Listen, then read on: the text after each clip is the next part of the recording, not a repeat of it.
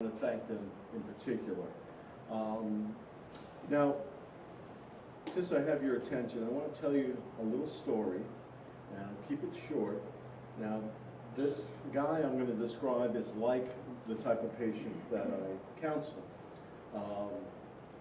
Story takes place about 25 years ago here in East Hampton, and this particular guy was rehabbed, and he would go to AA meetings, and then every once in a while, Saturday night, he'd get a hold of cash, and the guy was working in the restaurant business, and this one particular time, he drove into the city on a Saturday night, spent all his money, and didn't even have money to pay for gas to get home. And the guy lived in East Hampton.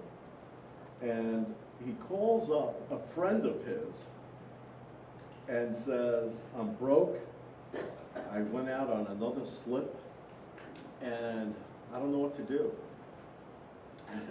And the friend says, go on the Long Island Railroad, go to Jamaica, beg the conductor to get on the train, tell him you were in recovery and you had a slip, and see if he lets you on the train. So the guy does that, right? He gets out to the train station in East Hampton, and there's his friend waiting for him in a pickup truck, and his friend says hello, and he's got chicken with him, and he's got a bathing suit, right? And not this chicken, it was another chicken. And the guy says, hi, how you doing? And the friend says, come on, it's okay, get in the truck. And he says, we're going to the ocean, put on this bathing suit. All right, so the guy says, okay. And the friend says, did you get it? Have you eaten in the last 24 hours?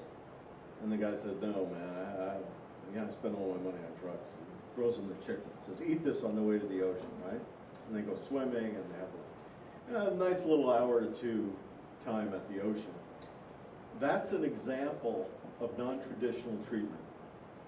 Now, that friend was not a therapist, but he somehow knew that browbeating me or telling me what's wrong with you wasn't going to work. He expressed love, he showed love, and that's what we do at the Q Therapy Institute. We do non-traditional treatment based on who the person is first. They're being an addict second.